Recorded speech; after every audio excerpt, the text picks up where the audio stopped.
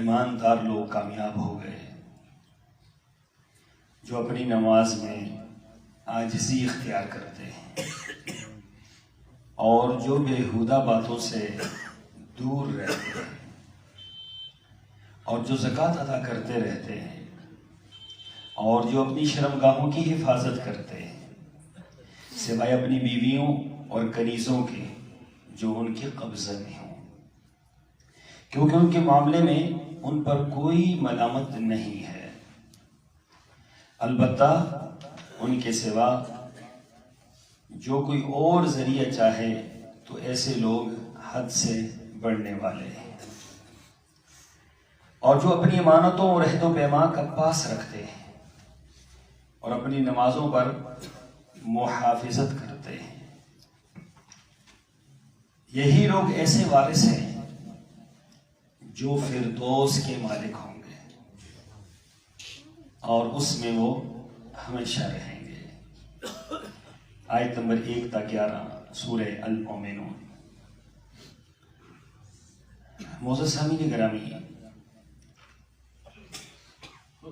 کامیابی اور ناکامی کا دار و مدار قرآن پاک کے آئینے میں، قرآن پاک کے اسلوب میں، قرآنی تصور میں کامیاب کون لوگ ہیں۔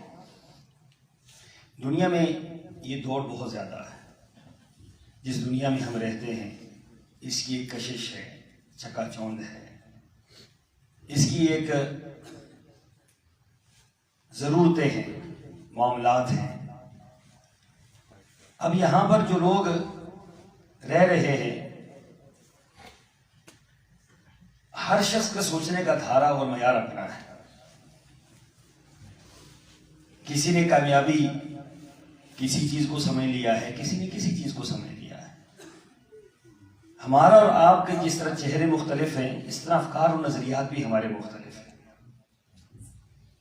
ہو سکتا ہے کہ میں سوچوں کہ کامیابی کے لیے کھیتی باڑی کا ہونا بہت ضروری ہے، میں جتنا بڑا کھیت اور جتنی بڑی ایک اچھی کھیتی باڑی کر لوں گا تو یہ میری کامیابی ہے۔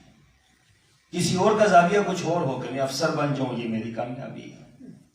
کسی تیسرے کا ہو کہ نہیں بہت زیادہ مال و زر اکٹھا ہو جائے تو یہ میری کامیابی ہے۔ کسی اور کا زاویہ کچھ اور ہو سکتا ہے، لیکن قرآن پاک کے جو زاویے ہیں یا قرآن پاک کا جو اصول ہے کامیابی کا، یہ حتمی اصول ہے اور یہ سب کے لیے، اور یہی اصل اصول ہے۔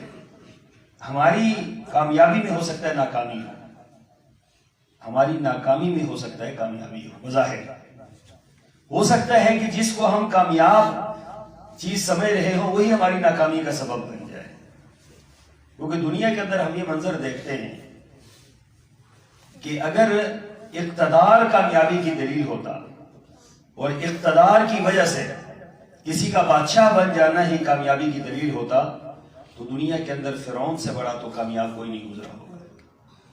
فرعون سب سے بڑا کامیاب تھا کہ اس سے بڑی تو کسی کی مملکت تھی ہی نہیں، اس سے بڑے کسی کے اختیارات ہی نہیں تھے، اس سے بڑھ کر کسی کے بعد اقتدار تھا ہی نہیں۔ تو پھر کامیاب وہ ہوتا ہے جس کو قرآن کہتا ہے کہ یہ خائب اور خاسر ہو گیا، یہ ناکام اور نامراد ہو گیا، یہ تباہ و برباد ہو گیا۔ اور اللہ نے قیامت تک آنے والوں کے لیے اس کا جسم بھی اور اس کا واقعہ بھی اللہ نے لوگوں کے لیے نشانی عبرت بنا دیا کہ یہ کامیابی نہیں۔ حالانکہ بظاہر تو کتنی بڑی کامیابی ہے کہ ایک انسان ایک سلطنت کا مالک ہے، حکومت کا مالک ہے، ایک انسان ایک بادشاہ ہے اور دنیا اس کی رعایا ہے، اور اس کی ایک آبرو کے اشارے پر دنیا مر مٹتی ہے۔ لوگ جو ہیں وہ اس کے ایک اشارے پر قتل کر دیے جاتے ہیں اور ایک اشارے پر لوگوں کے کیا سے کیا ہو جاتا ہے، لیکن ہے کیا؟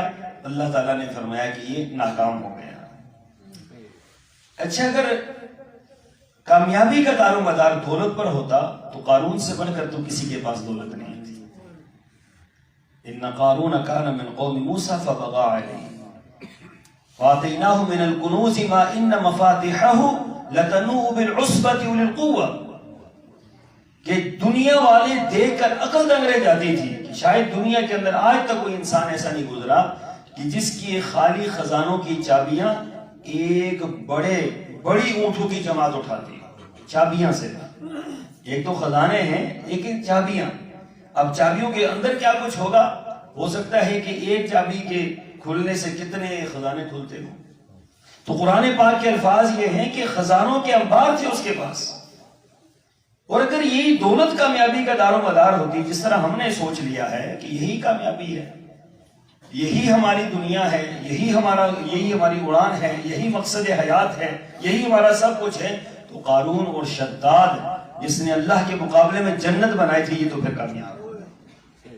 اللہ تعالیٰ نے فرمایا ان کے بارے میں کہ یہ فَخَسَفْنَا بِهِ وَبِدَارِهِ الْأَرْضِ فَخَسَفْنَا بِهِ وَبِدَارِهِ الْأَرْضِ کہ اللہ نے قارون کو زمین کے اندر دھسا دیا. اور صرف قارون کو نہیں دھسایا، جس دولت پر اس کو مان تھا اور جس دولت کی وجہ سے اکڑ اور تکبر کا شکار تھا، جس دولت کی وجہ سے نبی کی بات نہیں مانی، جس دولت کی وجہ سے اللہ کی بات کو نہیں مانا، اللہ نے اسی دولت کو اس کی ناکامی اور نامرادی کا ذریعہ بنا دیا. وہی دولت اس کے ایک سر پر رکھی گئی اور فرمایا کہ قیامت تک زمین کے اندر اللہ تعالیٰ اس کو دھساتے ہی رہے.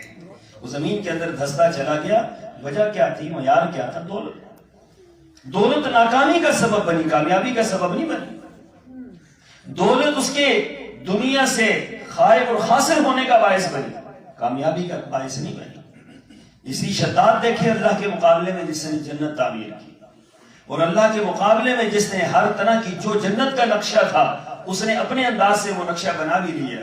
لیکن مالک کا کرنا کیا تھا؟ جو مالک ہے، جو عظمت والا ہے، جو موت اور حیات کا مالک ہے، ایک پاؤں جنت کے اندر ہے، ایک باہر ہے، وہیں ملک الموت آ جاتا ہے. تو کامیاب تو نہ ہوا نا. اپنی بنائی ہوئی جنت بھی خود نہ دیکھ سکا.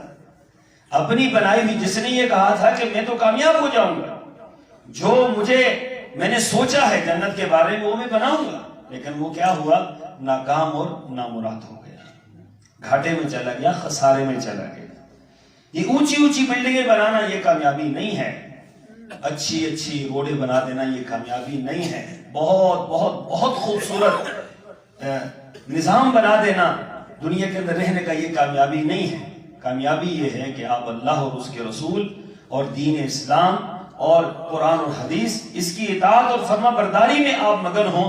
اللہ کی قسم یہ کامیابی ہے.